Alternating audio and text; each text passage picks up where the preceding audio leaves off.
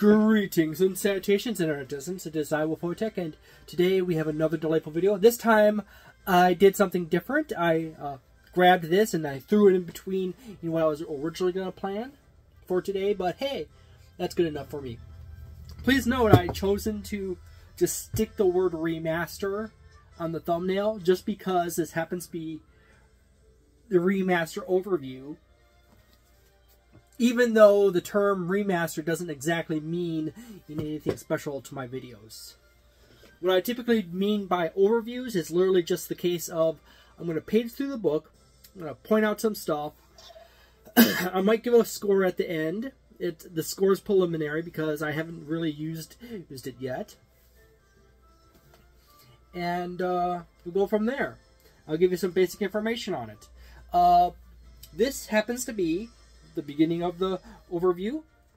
This is the player core. They don't have a number here. There's no number 1 here. It's just player core.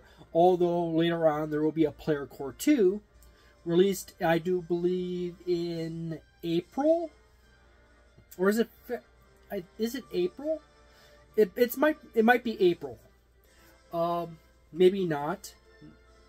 I'm not entirely certain off the top of my head. I don't write down notes for this stuff sometimes.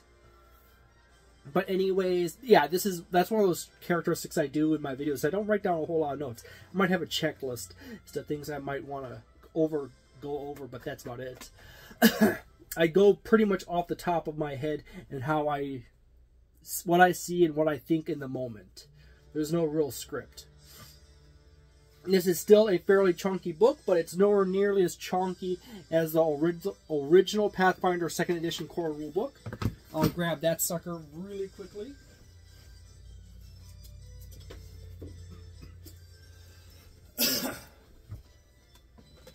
As a point of reference, the original Pathfinder Second Edition Core Rulebook compared to the Player Core Remaster. Put this book on top, so you can see the difference. Pretty much, please note that the page count difference between the two books is pretty much the difference between, if you were to take the setting information out of the Game Master section and the Game Master section out of this book, as well as the magical items section out of this book.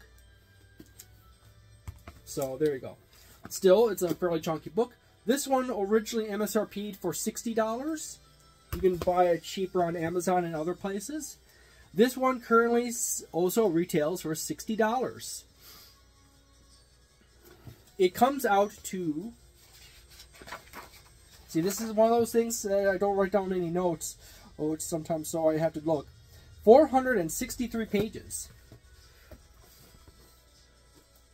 Yeah, that is a decent cut down on that. They have entirely new artwork on the cover. They have chosen to go with the green motif for the remaster books. However, there are some books, like the Book of the Dead, and a few others that also have green as a color motif. It's one of those problems when you have artists and creative types coming up with designs for things. They sometimes go for aesthetics and not for structure. I happen to be a weirdo. I happen to have a lot of professional training in art, professional training in art, but I also have a lot of professional training in science as well. I'm a classical I'm a physical media painter, sculptor, and sketch artist. But I'm also taught in psychology, philosophy, biology, some history, and so forth. So I'm a polymath of sorts. I'm not terribly good at math, though. But anyways, you open up. By the way, this is a really nice stitch-bound cover.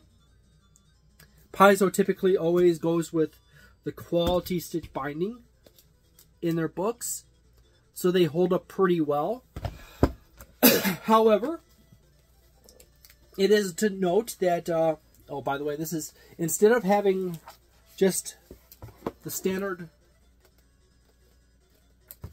blank, they went and chose an actual piece of artwork to set in this inside. It would be more cool if they used a map for this section. However, that would be specifically more game setting oriented, and sometimes that's not really the thing you really should put in a player book.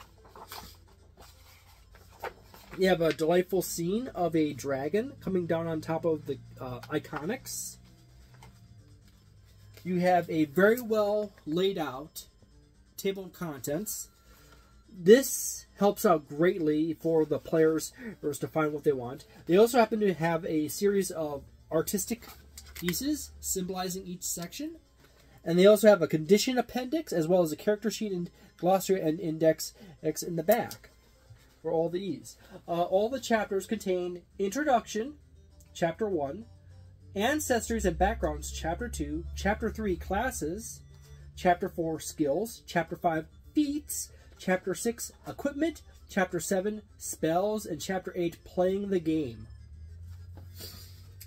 This omits a great deal of the extra stuff that's getting that was in the original book. Please note that the introduction has actually an abbreviated section on religion and Golarion and the Inner Sea, where this book has an entire chapter on Golarion and an entire chapter on religions. The introduction goes over the standard, what is a tabletop role-playing game?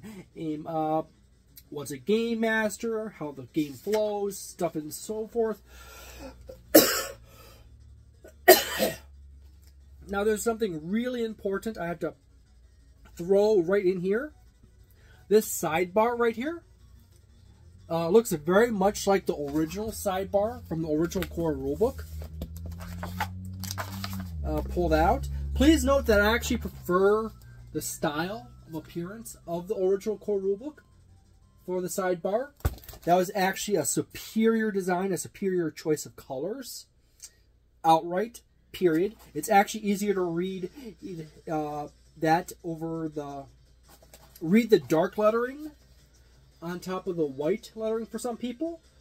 But if they chose like black text on white for that, or black text on that tone, that would have worked a lot better in the original book. This book, they went and chose dark green, basically like a forest green, as I can say, and put white text on it. The white text does stick out fairly well on the green. However, they've shrunk the size of the text notably, resulting in it being like squished a little bit. And as you get people who get older and older, it gets harder and harder to read very easily a squished text, very small fonts. But there's also a second thing about this, is it is an expanding list, where this one literally just lists out the chapters, like introduction, character creation, and so forth. This one actually expands out. So when you go to a flash flip forward, you'll notice that the side column changes. And it is essentially a computer drop-down list where it has, say, this is the introduction right here, and then all the subsections of the introduction is quickly thrown in under there, and then it goes to ancestries and backgrounds and classes, skills, and feats, and so forth. You see the slight indentation under introduction, and I mean it is a slight a slight one by 2 letters. And they, as I said before, they do that. See, here's an example for classes. You got classes, and then you indent for all the classes. So anyways, there you go. This section pretty much covers the dice and all the basic stuff. If you want to understand the basic concepts of exploration, encounters, downtime, aim, and so forth. But then there's also in this really nice section right here. I do really love the inclusion of this section here. The key terms to catch people all the way up on the basics, like player character, NPC, perception, rarity, proficiency. You could really tell when someone actually plays TTRPGs or has been playing TTRPGs for a long time, because they'll use the term player character, or PC, as opposed to the term OC. OC is actually an artistic term that comes from DeviantArt. Here is a nice little section of a replay, or as it's called in Japan, or an example of play, which basically illustrates various people playing as various characters, and it's actually kind of nice to have this here. It goes for 2 pages, not any more than not any less. I find that for replays, they typically should be, for examples, should typically about 2 pages. It should start slightly before the example and end after slightly the example, so you could get more context going into the section of relevance and exiting the section of relevance. This section right here breaks down how the book is organized. Using the book, lists out the chapters yet again with a little description of the chapters, as well as understanding formats of the rules and actions.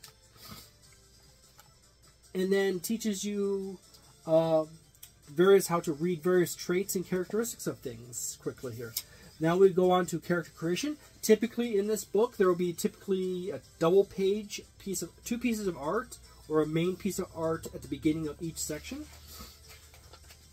The character creation basically walks you through all the essential knowledge of how to build a character in Pathfinder Second Edition. Ancestors, backgrounds, classes, and so forth. And then we go right into the ancestries and backgrounds. Subtle difference in the system. They have added Leshy and they have Leshy in the book as well as Orc in the new book here. And they also added in 2 versatile heritages and a flexible mixed heritage rules. They have swapped out Sorcerer for Witch for Pathfinder Second Edition, and they've dropped Alchemist is from the Player Core book. Alchemist and Sorcerer will be in Player Core 2, as well as a few other classes. They have a section on going over the character sheet, how they reorganized it. It is a 50% improvement over the original character sheet. However, there are still several design oversights in the character sheet, such as when it comes to weapons option, there should be a listable section for penalty for first attack, second attack, third attack, on. So you can write down how much your bonus reduces for each attack. So all you have to do is just roll the die, and then boom, you got it. And people were gonna like, hold on a second, don't you have to do that math in the game? No, you don't have to do that math in the game. When you use a weapon that has the Agile trait, or you're playing a Flurry Ranger, there is a flat reduction to your map or multiple attack penalty. So it doesn't matter if you use your Agile weapon first or second, or use a non-Agile weapon first, second, or third. It is whatever it is in that position. So if it is the second attack for the Agile weapon, if you use an Agile weapon for your second attack and a regular weapon for your first, the Agile weapon will still always have the second increment number for reduction. And then if you use a non-Agile weapon for your third attack, then it would still have the third action, the third level penalty, just for the non-Agile weapon. So there you go. It doesn't matter if you rearrange the weapons. It only matters the sequence of attack and what that weapon is related to that attack. So you can use all Agile weapons. The reductions will be in the standard increment for the Agile weapons, and if you use the non-Agile weapons, it would still be the same kind of thing. It would be the non-Agile version of it. Then you have the back sheet. They have reduced it. They have kept it down to 2 sheets. You really only need 2 sheets to play. Then they go into a section on explaining ancestries, classes, and recording class details, equipment, and calculating modifiers. As well as into this section, finishing the details, writing up your age and all your other little points of detail. They got another little piece of gentleman doing his accounting for all the little details. They got a step-by-step overview of how to actually build a character by example. So if you want to make a specific character, this is just an example of playing a dwarf druid that goes right through here. And then they explain quickly how to level up in the system. Now, this is the little mini version of the Golarion and the Inner Sea section from the original one. In the original book, it's like 10, 15 pages plus long. I forget how many pages long. It's many pages long. But in this book, it basically just goes through all the important little details by major location for the Inner Sea to get you an idea. And then it immediately jumps right into the religions of Golarion as well. So instead of taking like a bunch of pages to just cover for the Golarion and Inner Sea, it's down to 3 pages, and then you're right to religion, which basically took up approximately about the same number of pages, just maybe slightly more in the original book. It's a little more condensed and quicker to the point. And then it goes into ancestries and backgrounds, which basically tells you how to, the various concepts that you need to pay attention to, and so forth. And then for the first example, you got dwarf. I actually have multiple copies of this, but you have 3 different. You got actually 1, 2, 3, 4, 5 different dwarf sub-ancestries or heritages. People from Dungeons and Dragons 5th edition will refer to them as sub-races. This is all the characteristics that will be tied into your character sheet. You start with, you have 10 hit points, it's level 1. You add that to your total for level 1. Your size is medium, 20 feet movement, attribute bonuses, or boosts, attribute flaws, language acquirement rules for level 1.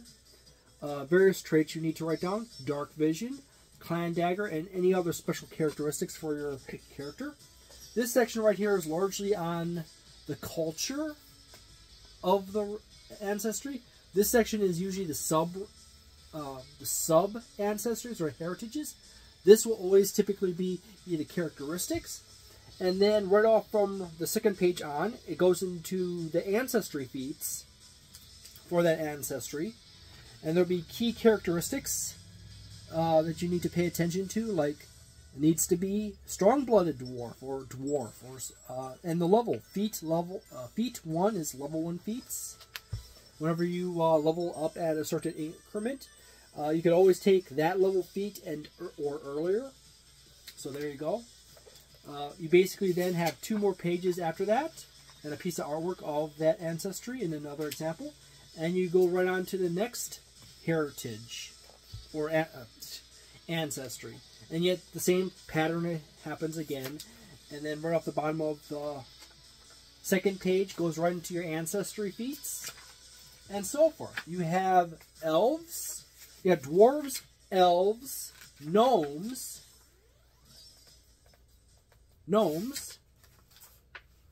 goblins. You got to play a goblin once in Pathfinder within your first 2 campaigns, which might actually result in an entire party of goblins, but that's good. That'd be fun. Halflings, humans,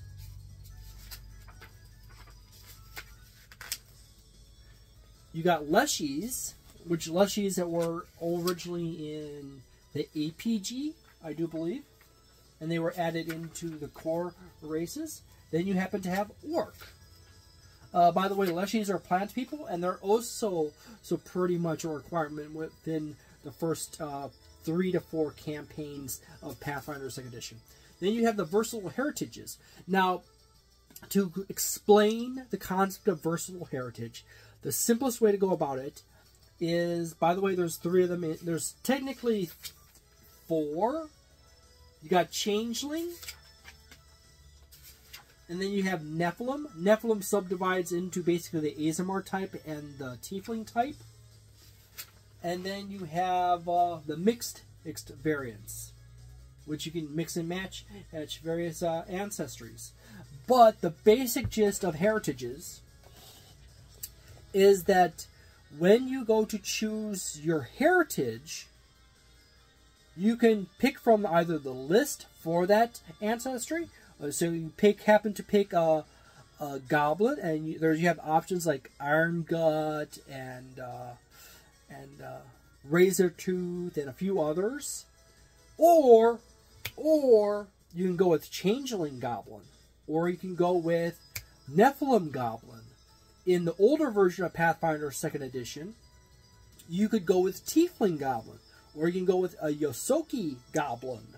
Not a Yosoki Goblin, a Yosoki Tiefling. Or you can take an Elf Azamar, or something like that, or now Nephilim in this 2.1/2.25 edition.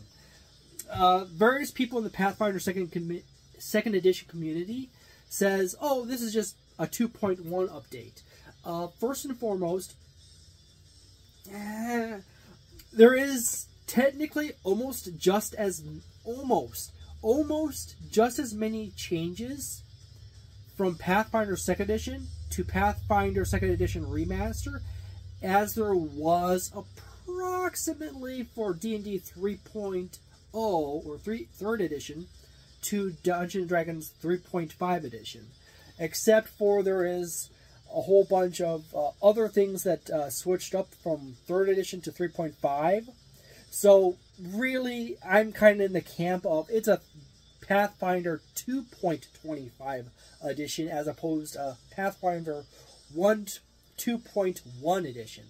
And the reason for that, not just from the psychology standpoint of it, but also from the mechanics side, is that there are far more than just a few erratas and streamlining a little bit. They literally removed entire mechanical systems such as alignment and positive and negative damage,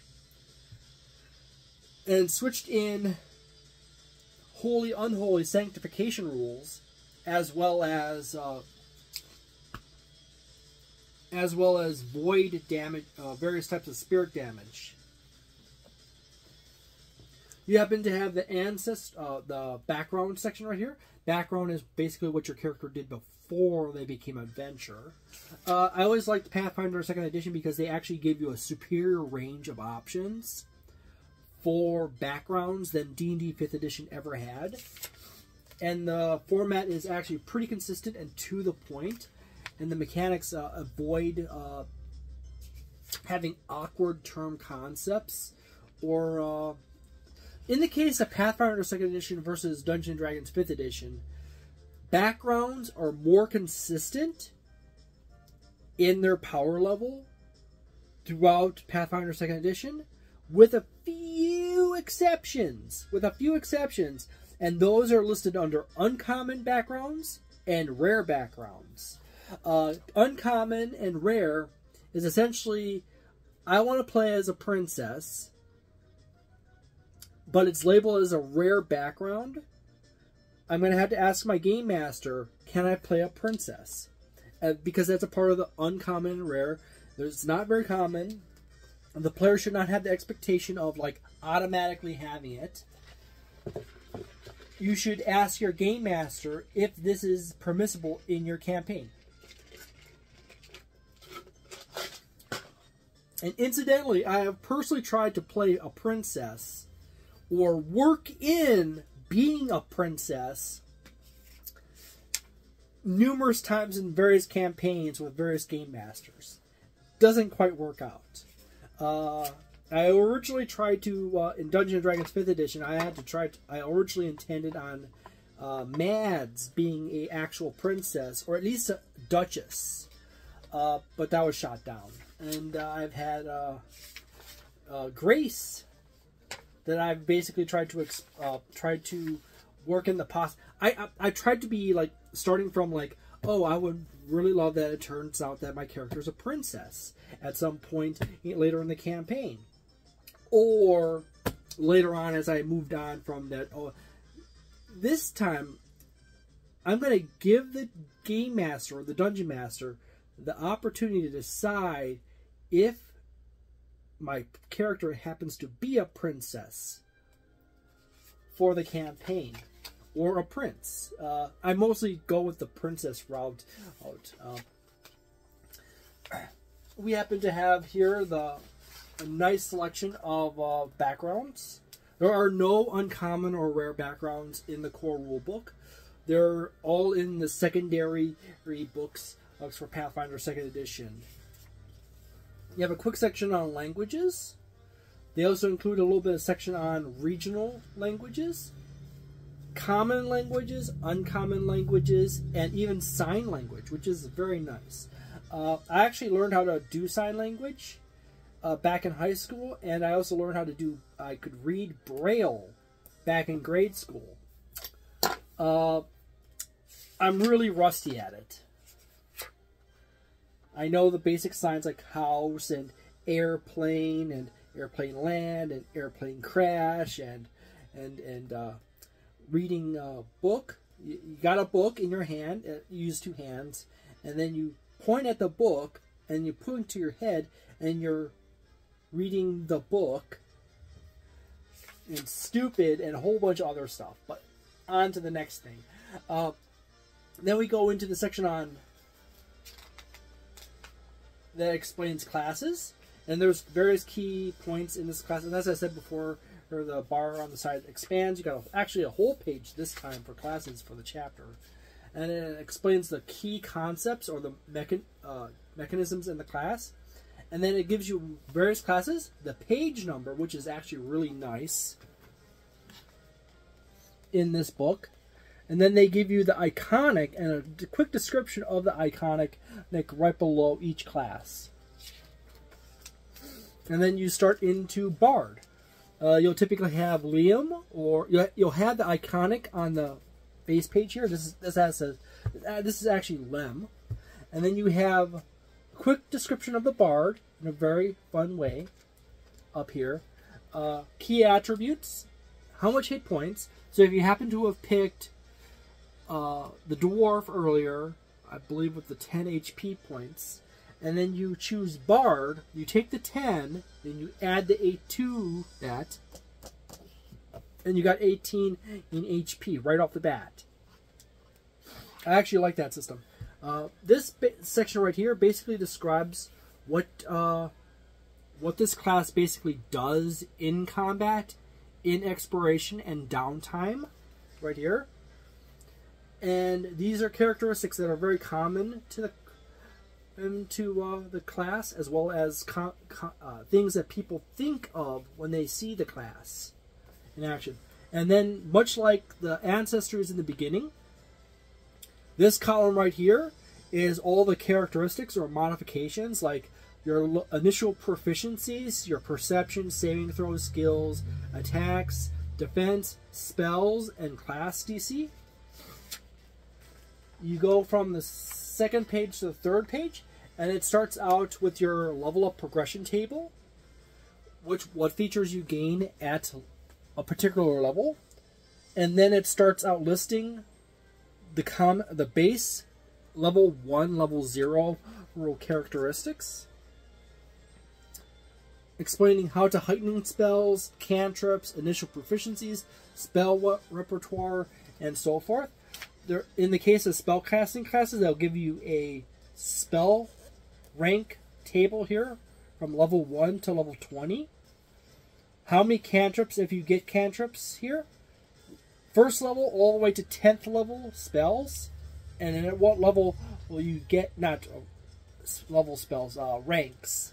So you got your first rank spell at first level.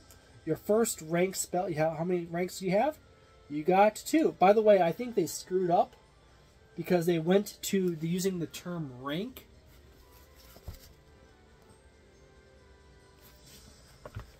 I think that's an error.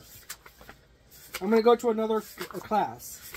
It's one of those things you're paging through. You know one of the reasons why they got rid of the word level for the levels of spell is because it's not unusual for, yes, it's an error. Cleric. For the cleric, they have your level here, and then your spell rank. And then for the bard, they accidentally had your rank, spell rank.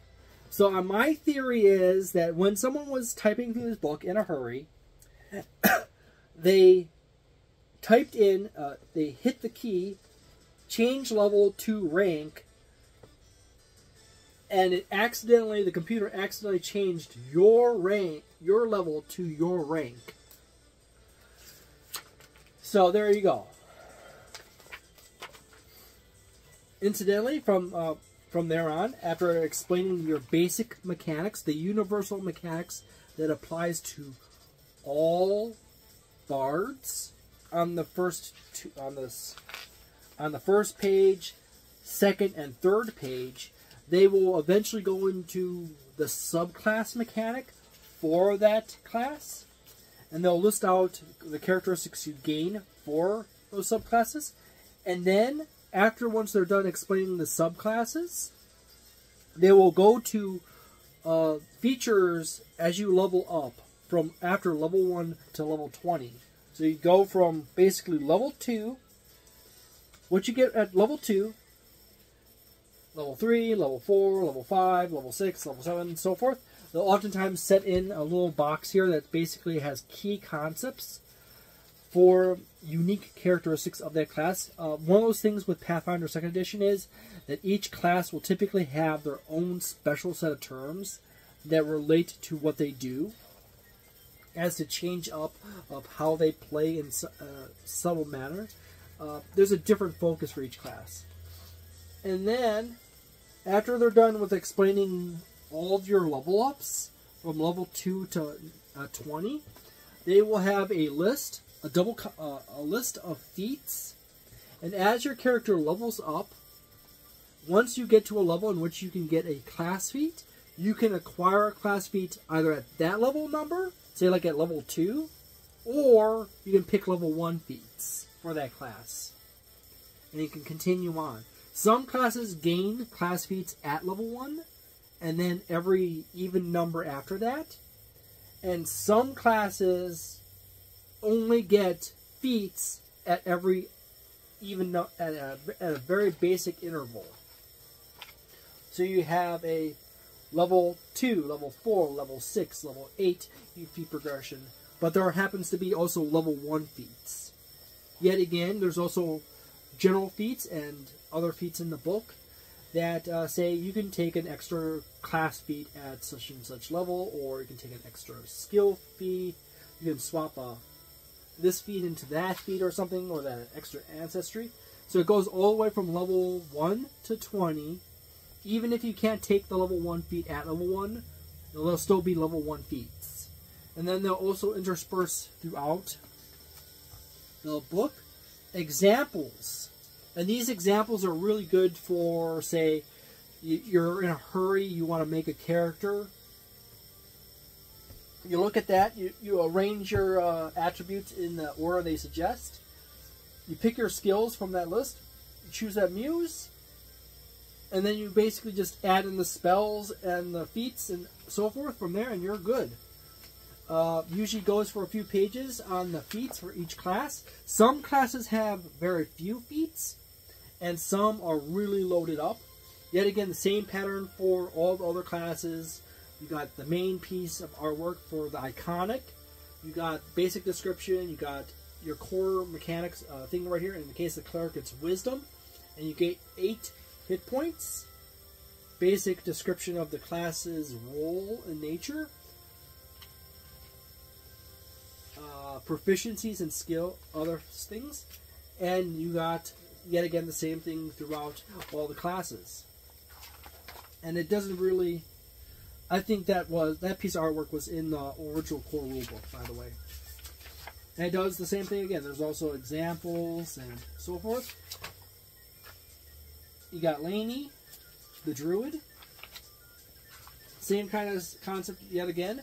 The core setup of each class, how it's organized in the book, is consistent each time. They give you the same listing of... They organize everything in the exact same pattern.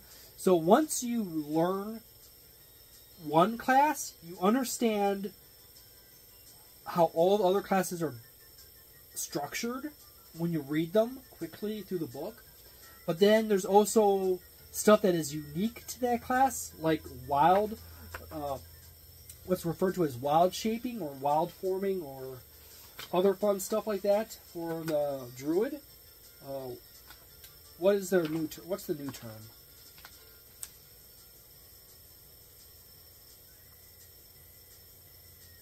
Wild song.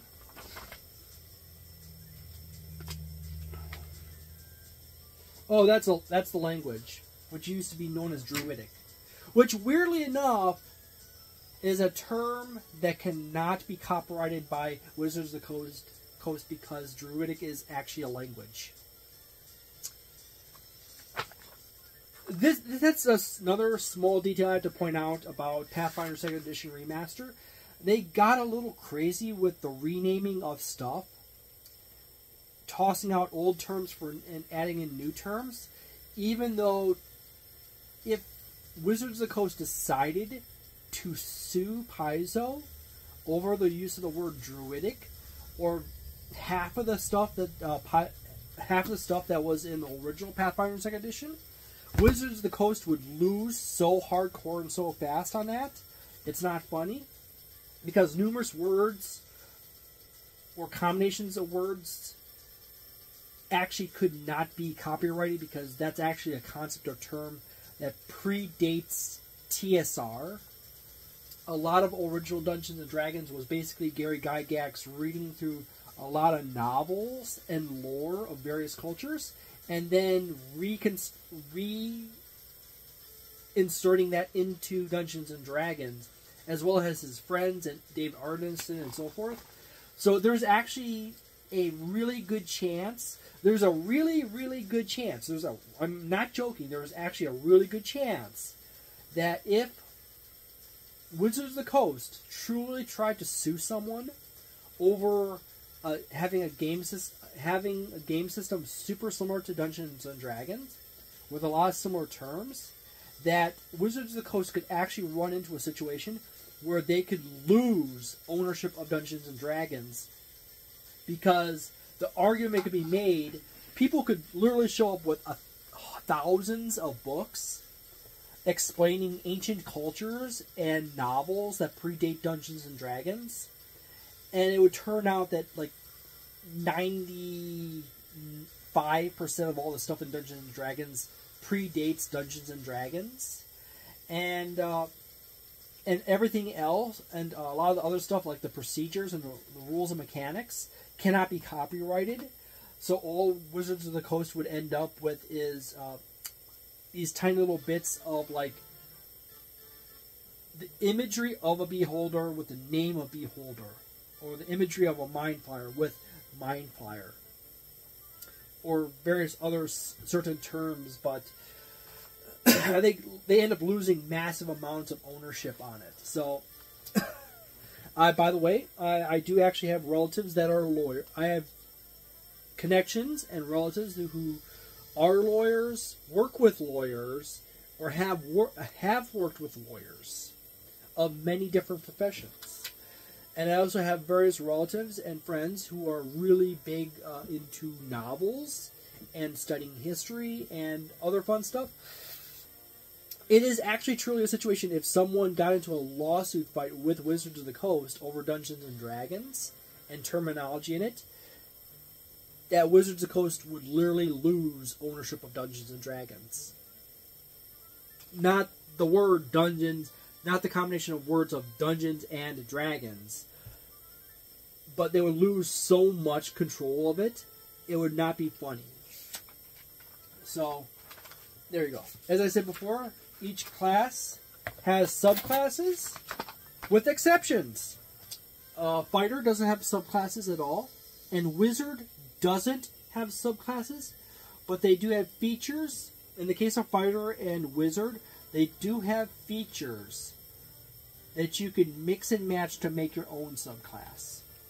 And they have little ribbon abilities or ribbon feats that you can use to combine into it. But in this case, Fighter doesn't have a subclass at all. But they do get the biggest selection of feats of all the classes. They're basically the utility weapons master, where you can customize them to the point of being super good at bows and having decent melee weapon options, or being really good at sword and board, or really good at dual wielding, or really good at single big two-handed weapons, and so forth. You can design them so they're really good at defense. They're really good. They're masters at using their shield to block, or throw their shield, or bounce people off in directions with their shield. There's also examples of in there. As I said, the Fighter has the most feats. They're also considered one of the strongest classes in Pathfinder Second Edition due to the advancement, the proficiency advancement system. They accelerate slightly faster than any other class, making it so that they are more likely to hit than most other classes, but they're also more likely to be able to crit than other classes. You got Ranger. Ranger has a base of 10 hit points, so if you do a Dwarf Ranger like Harsk, you get 20 hit points right off the bat. Yet again, dual terms. Ranger has Outwit, Flurry, and Precision. Precision is really good for single big hit attacks. If you're using a bow or you're using a crossbow, you're setting up for that one big hit. Flurry is good for using with your sword attacks or axes or anything. You're using two weapons or one weapon, and you're just swinging away. Even better if you're using agile weapons or light weapon, agile/light weapons. And Outwit is the tactician of the group. Outwit Rangers are really good at figuring out the situation on the battlefield and then modifying things or tactically adjusting things to take advantage of enemies' abilities. Enemies' weaknesses and abilities, and understanding what's going on. Rogues, you have a nice variety of options. You got your classic thief, where you can use dex to damage, or you can use a thuggy a thug racket rogue, which basically means you can use heavier weapons with heavier armor and beat them up. It's referred to as the ruffian. And then you have Mastermind Rogue, which focuses on using their mind to manipulate people and situations to their advantage and seeing opportunities where it lies. And they also have a pretty good selection of feats overall. They're actually one of the feat-heavier classes. Generally, when it comes to spellcasters have fewer feats. Marshals have the most feats. And the hybrid classes are in the middle ground. They have actually a mixture of feats. They have a mixture, and they're in the middle ground for a number of feats. You also have Witch in Pathfinder Second Edition. And the change on the Witch is that their familiar is more has way more features and more feats that build into the familiar, and your character's relationship is more tied into your familiar to your patron.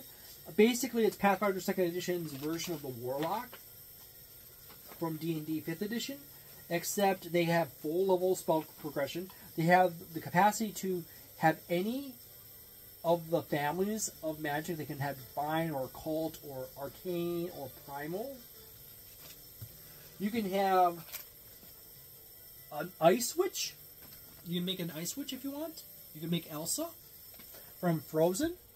You can make a fire witch. You can make witches based around nature. You can have witches based around science, more scientifically endeavored witches. You can have a variety of witches. And then you have wizards. And wizards are basically one of those classes where you build your subclass by picking your arcane thesis and your favored school. Yet again, in the case of the wizard, Paizo went overboard in restructuring the whole spell school system for Pathfinder Second Edition Remaster from Pathfinder Second Edition. All they had to do was change the names of the schools. They could have kept the original 8 schools and changed them, and then rearranged some of the spells. They could have done that. What they could have also did is, instead of having just the standard 8, they could have had 9 schools. That would also have worked. If they just changed the order of the schools and changed their names. They changed names, they changed the order of the schools, and then they added more spells into spell schools. That all worked out perfectly fine. They went with a really radical, they cut it down from the 8 to 5. And then they rearranged all the spells. Also, there's a section right after Wizard for companions. This is basically your animal companions and familiars and all that fun stuff. You can have a bear. I need to check here. Can I have a goblin? You can have a riding drake. You can have a dinosaur as a pet. You can have a dromaeosaur as a pet.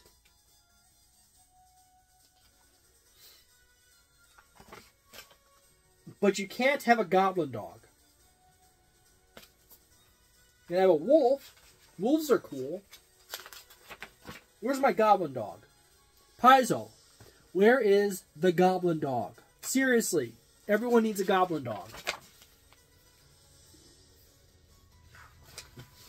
And then you go from your pets, your companions and familiars, information and rules, to archetypes. And archetypes is basically how Pathfinder Second Edition multi-class, instead of when you get to a certain level, you could pick your class feat. You can decide, I'm not going to take a class feat. I'm going to take the archetype dedication feat. So if I wanted to, I could play a paladin, not a paladin, a champion, and take the second level bardic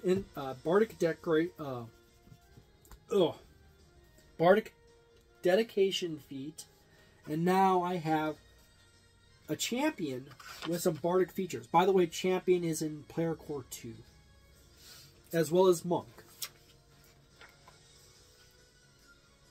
So in this book, you only have bard, cleric, druid, fighter, ranger, rogue, witch, and wizard for classes and archetypes. And then chapter 4, you have skills. This whole chapter is on how to use your occultism skill, how you use your perception, skill feats, and so forth. Yet again, you have this nice piece of artwork here and a basic explanation of skills as a concept, as well as their key attributes. And then you have this handy-dandy table. By the way, the song is Kirby and the Squeak Squad.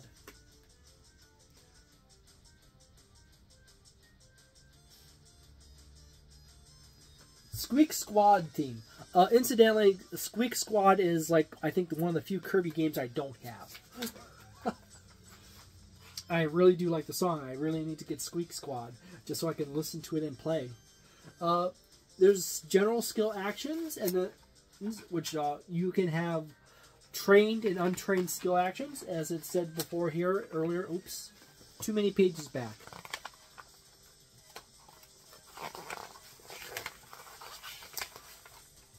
You have untrained skills for your untrained actions for your skills, and then you have trained skills, trained actions for your skills. Let me rephrase that.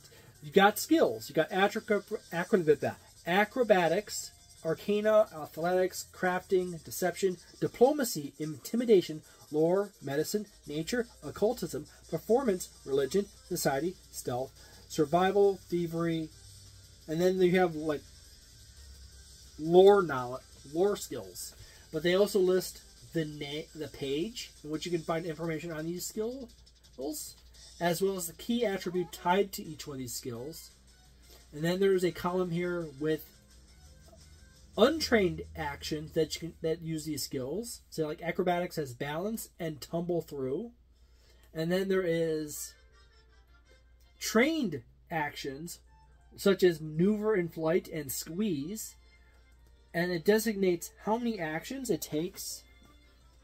So this is trained, this is untrained. That's a skill page and your primary attribute. And then the little triangles at the end happen to be how many actions it takes to do that action. You also have a table on income. So if you're using your skills to make money, there's a nice table right there. Game masters can use this book just as well as players. In fact, game masters are encouraged to buy both.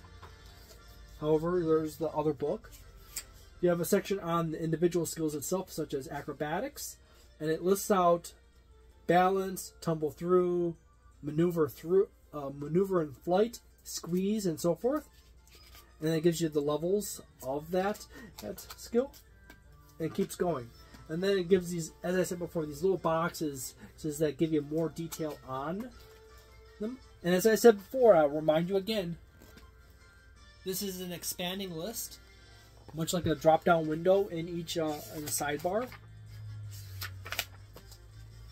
You got nice artwork there, and it basically covers through all your skills from A to T, because there's only A to T,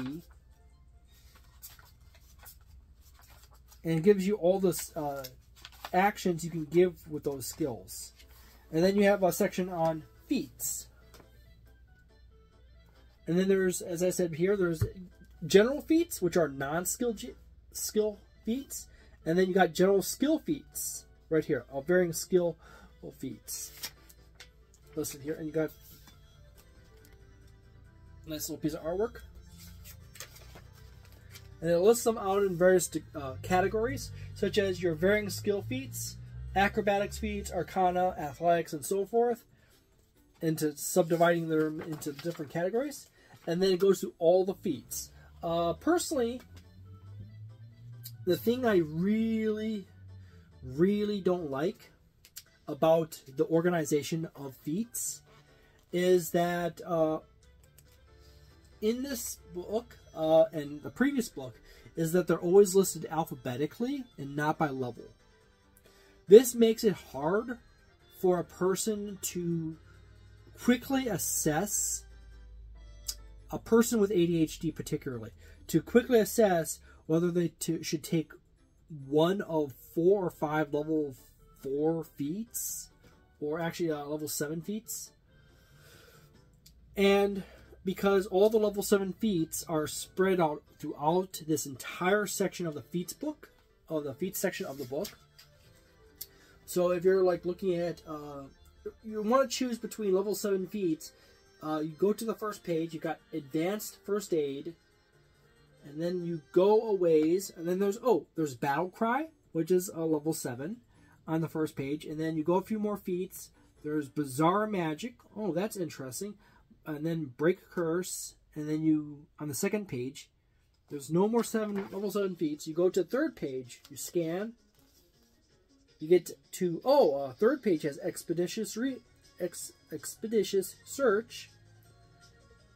Nothing on the fourth page. You go, foil sense is on what, the 5th or 6th page? And you keep going, and then someone with ADHD is like, wait a minute, what was the first option again? first page. Oh, advanced first aid. Does that fit the character? Do I need to write down all these feats on index cards to figure it out? And then I'm like, oh wait, here I should go back to the, well, for the general feats, there's 2 of them. There's Expeditious Research and Present Consumable for level 7. There's a lot of level 1s and 3s for the general feats. Skill feats. I don't see any skill feats for... Oh, there's Break Curse and Quick Recognition for varying skill feats. There really should have been a list of skill feats in this book that was listed by level. And general feats and all feats with their category, whether they're skill or general, listed at level. Because then you're just, oh god, you're just like back and forth. I got ADHD. I can't. I got ADHD, and my brain slips away with information if I'm not looking at it terribly long. I generally remember, or you have an issue with, say, like, I can't remember the name of that feat. What is that feat? I know it's a level 7. I know it's a level 5. What is this level 5 feat? It does such and such. And then you have to go like right through the whole thing. It's like, where's that level 5 feat that I remember, or that such and such. So there's this one thing that would have been really nice is if they literally stuck in at the beginning of the section all feats by level 1 to level 20, and you had skill, general skill, or skill feats, and then a mini description right behind it, and then boom, that would have been good. And what page it would be on. So like, hey, I just go down this list, all the level 7 feats are right next to each other. Boom. Oh, okay, I got a little description. Based on this description, there's these 3 feats that fit basically what I want to do with the character, and then I flip around between those 3 feats, and I see the page number. And that's just something that would have been really nice that they did. Please note that at no point in time, there's no page number for any of these feats on any of these lists they have here. It's just the name of the feat, what level, prerequisites, and benefits. A basic description of the benefit from the feat. There should be a number page for that. That way, if I'm like, oh, I found a level 7. I have to page through here. It starts with a Q. Or it's such and such. And I have to like... Where is that? Oh, quick recognition. Yeah, that's the feat I wanted. So there's still issues. There's various typos through the book here and there. It's a little annoying. But there's also these little oops. They should have added this extra list in, or this extra little bar, or page numbers here and there. Because when you get into that 300 page plus book size, you start ending up with the serious need of really needing page numbers on a lot of stuff. And yet again, that would have been nice on this sidebar here to have page numbers behind at the end of each one of the words. That way, if you really wanted to like zip to that page really quickly, it's really good. The new updated sidebar is like a 50% improvement over the previous sidebar. The sidebar previously the original sidebar was an improvement from nothing. This version is it's a bit easier. You get to like the equipment section, and then it breaks down all the stuff in that equipment section, all the major categories, in the order in which they appear in the equipment section. So you can easily flip to, you can quickly flip to roughly where the area is. But you can easily still overshoot it quite easily. And by the way, there is go to the equipment section. It reduces down the time it takes to find the section that you want to go to. However, putting the page number in after that would really just speed it up a lot more. And yet again, the next thing after that, the apex potential of an organization bar like this is to literally have pages scalloped at various levels. So if you're at equipment at chapter 1, you have a little scallop right there for all chapter 1 pages, and then you have a little scallop for chapter 2, chapter 3, chapter 4, chapter 5, and so forth. And that would be the fastest, most efficient way to find a chapter outright, is scalped pages. Paizo is continuously updating and improving their product lines to make it even more effective for people to find whatever they want in their books. But yet, at the same time, there is always so much stuff that's included in each book at times that the subtle increments of improvement are far behind the volume of stuff that you need to find in the book. And when you want to make a really, really chewy and crunchy rules system that covers a great deal range of possibilities, this is, by the way, an entire 2 pages of weapon descriptions with no artwork. There is some artwork for the weapons in the book, spread out here and there. However, please note that sometimes the weapons are not in a picture near the spot. You have to go 3 or 4 pages one way or another. I've had this situation occur when I was flipping through this book earlier, and I got to, say, the Traveler's Chair down here. And I looked around, I couldn't find the Traveler's Chair. I'm like, where is the Traveler's Chair? Where is the Traveler's Chair? You go a few more pages over, oh, you see wheelchair. But it doesn't say Traveler's Chair. It says Traveler's Chair right here, under the heading of wheelchair. So, if you're going to put in Traveler's Chair, you should probably put the word wheelchair in front of Traveler's Chair with brackets, so people can, like, oh, it's a wheelchair. It's the type of wheelchair is a Traveler's Chair. I'm going to flip a few pages. I'm going to see wheelchair. And then I'm going to, like, okay, I think the Traveler's Chair should be inside or right after the wheelchair.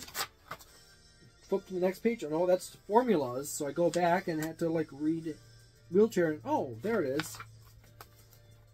But anyways, you got all the little bits and pieces. You got spellcasting, loci. A loci? Okay, I think that's a typo. It should be foci. You got a section on magic. That's actually fairly well organized overall. You got the major magical traditions: arcane, divine, primal, and occult. And then you got the 4 essences, and then you got the other spell traits box right over here, like darkness and light, minion, summoned, illusions, polymorph, morph, subtle spell, spell shapes, and so forth. It explains how to read the spells. Then it gives you the traditions, arcane, from level 0 cantrips all the way up to level 10. Then you have divine, occult, and primal.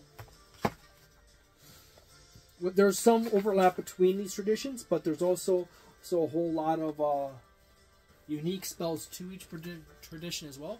You got spells in each section.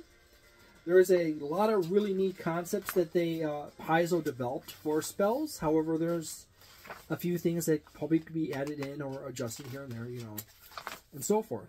Yet again, nice artwork. By the way, the occultist that character right there is an occultist. He kind of reminds me of Dr. Octopus from the Spider-Man movies. Yes. With Tobey Maguire. What was that at? Yeah, that was Tobey Maguire. Yet again, I'll point out the column on the side. It highlights the beginning and where you are in the sub section. So it actually, it's a drop down and a drop down. Got the main one up here, which is a dark green. By the way, super tip, if you're trying to make it easier to understand a sidebar, you don't want to use colors that are shades off of colors. The majority of men are colorblind. Compared to human women, the majority of men are colorblind. They're usually lower in either blue or yellow cones in their eyes. So they have a diminished range in one of those two colors. In my case, it's not blue or yellow. It actually is red. Then I have a harder time separating out some tones of red from each other and other hot colors. But there you go. It's just one of those things. If you're going to have Paizo, if you're going to have artists to go through your book and design features, you don't want to have a green color on top of a green color.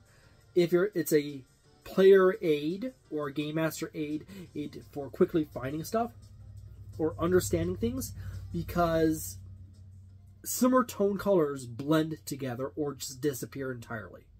Okay, I would have chose green is an inherently cool color. It's a earthy tone color. I would have chose red or orange, because red/orange, the true contrast color to green is actually somewhere in the middle between red and orange. So either of those two colors or some variant in between of those two colors would make a superior highlighter for that. So if you want to like have something in green and you highlight it, you put a circle of red or a piece of red around the letters. That way, when people look at this quickly, they can see, oh, we're in the spells section, because, you know, it's a slightly different shade of green, but that should be like an orange or a red.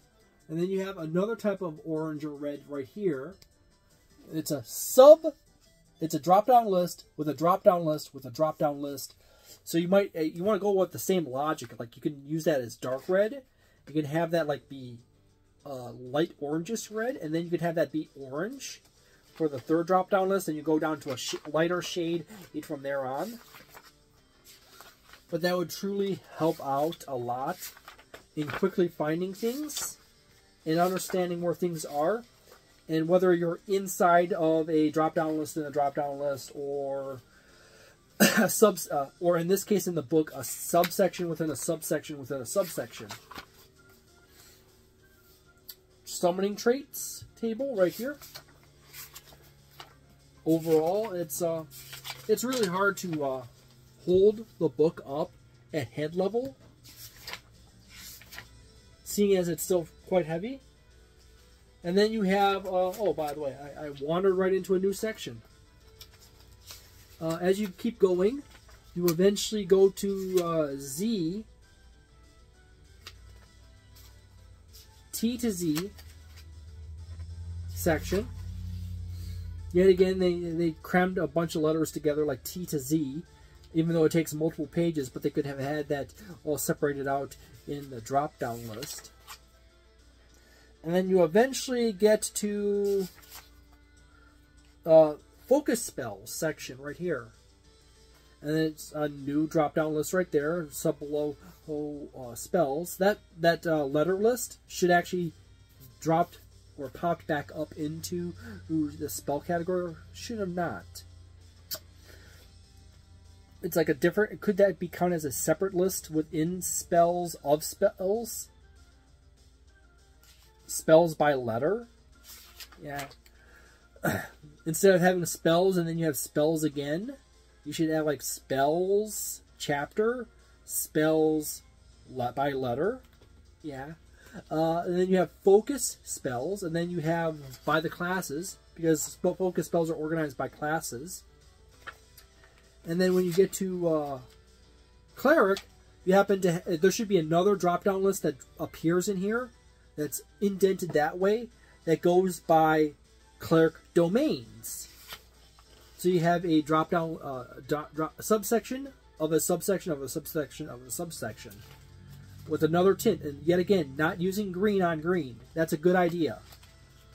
Whatever artist that did that, it needs to be like talked to, because that's a terrible design choice. Like, you downgrade that artist, or you talk to them and remind them, hey, don't put green on top of green on top of green. That's not a good idea.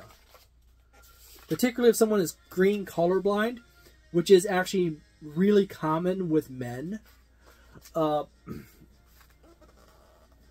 is to be a woman that's colorblind. That's terrible. That's like one of your benefits of being a woman, is having superior color vision than men. By the way, women have superior color vision to men. In fact, some women, instead of having, I keep forgetting whether it's cones or rods, but instead of having 3 of a type, 3 like red, yellow, green, or red, yellow, blue. Red, yellow, blue. Women have like this pink, orange color or rod. Some women do. And it adds to a whole extra range of color perception for them. Yet again, that's a really small subsection of women that have a 4th type of cone. Then they also have a section on rituals, which is a whole nother system. Actually, this is really nice that Paizo has another they subdivided off. Instead of having like create undead as a spell, they have create undead as a ritual. That way it doesn't immediately just jump into the mind, I cast create undead in the middle of combat. Any spell that is longer than an action shouldn't be classified as a regular spell. It should be some kind of ritual or a or some other kind of system on top of that. Then you have Chapter 8, which is playing the spell. The spell section was so long, my brain got stuck with the word spell. Playing the game, and yet again, as you can see, that the list pops back in, and then you start again with playing the game. Yet again, terrible choice is with green. Green on green. By the way, green is also a hard color for a lot of people to see within range. Red is actually, weirdly enough, the normal color range that most people can easily differentiate a lot of things with, which is, I'm special because I'm special.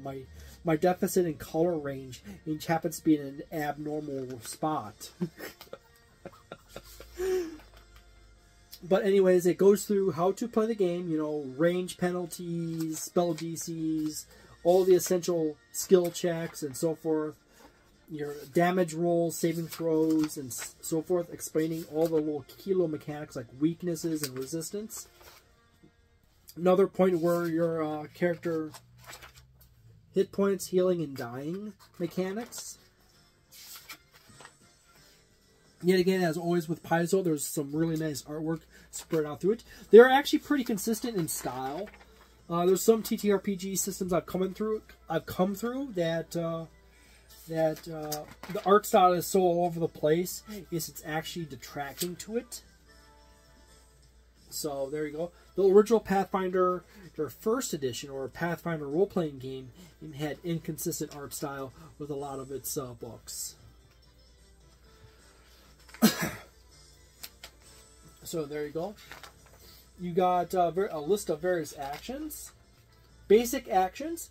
This is yet another section that I wish there was a scallop right there, or a little tab that says basic actions. Basic combat actions. You have aid, crawl, delay, drop prone, escape, interact, leap, ready, release, seek, Sense motive. Stan, by the way, I personally feel that drop prone should not be an action. It should be a free action. Because it takes very little effort to fall over because gravity helps you. You just have to like lean forward and you fall. Without putting your foot in front of you. Stand, step, stride, strike. Take cover. And then you have a reaction, arrest, fall, avert gaze, borrow, dismiss, fly, grab, and edge, which is a reaction. Mount, point out, raise shield, sustained.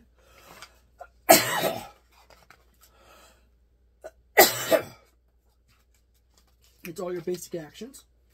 Then you have explanations on movement, such as your speed, your burrow speed, climb speed, flying, and swim speed.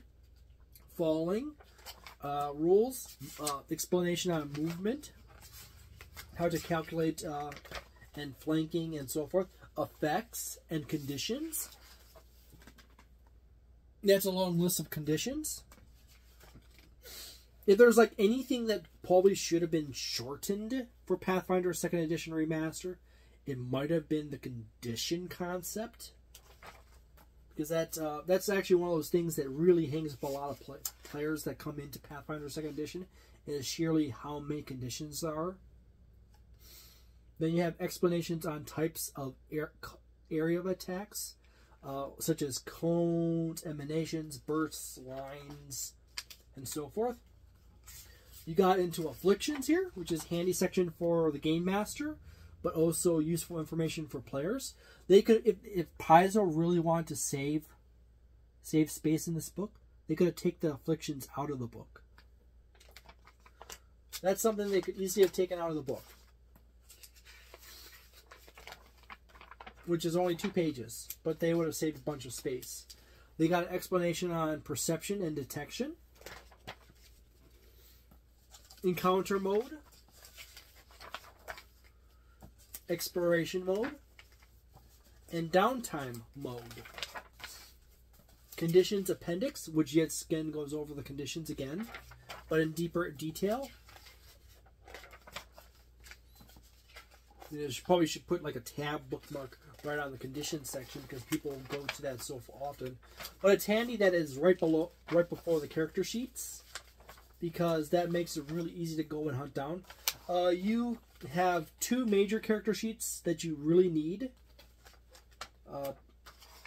You just simply copy this one and this one to one sheet, front and back, and then these 2 to another piece of paper, or you can have 4 physical sheets and just use the backside for notes, which is usually what I do. I usually just that way.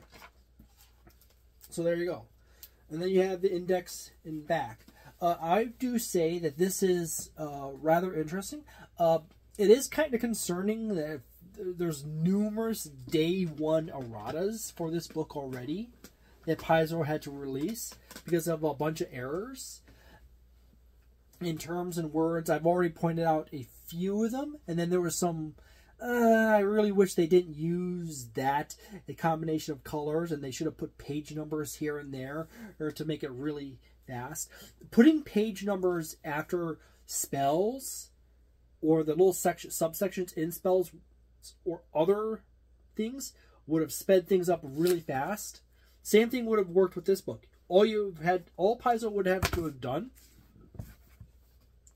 maybe like shortly after they release this book for the first time, is just simply add page numbers to the edge column, and then put in sublists. It's when you're in a chapter, and put page numbers there, and that would have helped out people a lot in that book. And that would have probably done 25% into what people wanted that they ended up not doing in this book.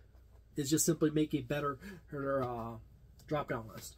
I am very interested and excited to see how this plays out. I have to go and talk with my players about this, see if they are really into wanting to play this version of Pathfinder Second Edition or play this version of Pathfinder Second Edition, and we can go from there. So I personally place this right now, as of the release of Pathfinder Second Edition Remaster, at roughly a 3.5-star territory for players, but of Pathfinder Second Edition, or a 3-star.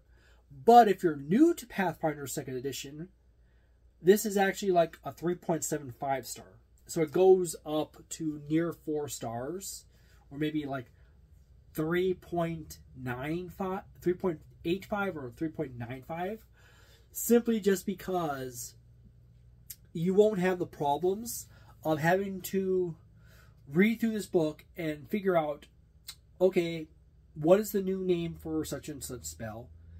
And then when you choose that spell, what are the mechanics changes they did? Because numerous spells in this book have been also changed compared to the previous version of Pathfinder Second Edition. So it's not just name. So many Pathfinder Second Edition YouTubers keep saying, oh, it's just changed names on some things, which is, by the way, a really hard thing for players and people, because you have two things that have two different names. You have a thing that has two different names. That makes it hard for people, because now they have two names to one thing.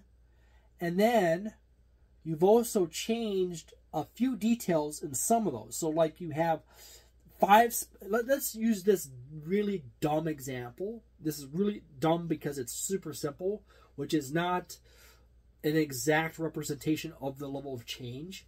But let's say we had 10 spells that changed name between this one and this one, which is not the actual number, by the way. But 5 of those 10 spells also had some of the mechanics changed, and the damage was adjusted here and there, and they removed a line, or they did something else, or they added a characteristic to it, something else. First and foremost, now you've made it way more complex for people, because now they have to, okay, when I pick the new version spell, I have to remember that it does not have this characteristic anymore, or it does 1d6 less damage, or does 1d8 more damage in that spell, as opposed to the previous one. Because a lot of players in the Pathfinder Second Edition community have actually managed to get to the point where they've actually remember a good chunk of features and spells in the original Pathfinder Second Edition. So by changing not just the names, but some of the characteristics and damage and types of damage of various spells, you've made it way harder for them to learn the new version of the game. So there you go. If this was the original version of Pathfinder Second Edition, it would have been 4 stars. It would have been 4.25 maybe. A few more adjustments, fix some of the typos in the book. People sometimes gripe over some things like, oh, such and such little company, they made these small games or something like that. Oh, you have some typos in your books.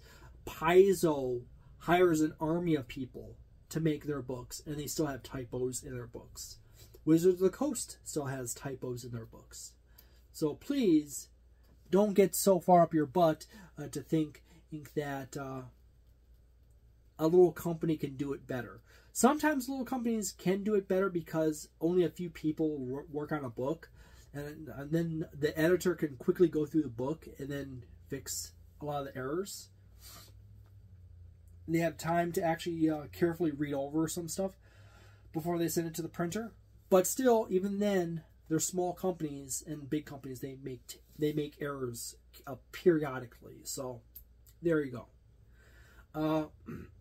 This, as I said, is probably like a 3.25, 3.5 star for people who have already played Pathfinder Second Edition for multiple years. But it's a 4 star or 4.25 for people who have not played Pathfinder Second Edition for multiple years. The problem is that there's very little content for this updated version of Pathfinder Second Edition versus this version of Pathfinder Second Edition, which requires no adjustment between that content for the old version for this version. So that's part of the reason why I say this is Pathfinder Second Edition 2.25, because calling it Pathfinder 2.1 is deceptive in the sense that they make it look like there's very little change, when in fact there is so many little changes throughout the book in various little areas. And by the way, there's even spells that have the old name in this book that have adjustments to how much damage they do, saving throws, progression of failures, etc. They adjusted a bunch of things. So by changing 1,000 little things, it accumulates up very quickly. So even if it's just changing a name and changing the size of a die, or adding a die, or changing whether it's a 2-hit or a saving throw, that stuff totals up. By the way, there's actually several spells in this book that the original versions were 2-hit, like 2-hit AC, which now have been changed to, by the way, that my Kirby list has already stopped playing. That's an hour? Wow. They changed to saving throws. So there you go. That's another change that people have to adjust to. So I'm not negative. I'm really excited for this. I would really love new content to come out quickly for this. And new books for Pathfinder Second Edition 2.25. Pathfinder 2.25 edition, to ramp up on production of content. That way there is actually truly a reason to shift to this version without having to spend a bunch of time in updating stuff in older adventures and stuff like that. So there you go. I hope you have a delightful day, a nice night, a wonderful weekend, a magnificent month, and see you next time. Ciao. And my goodness, is a long video.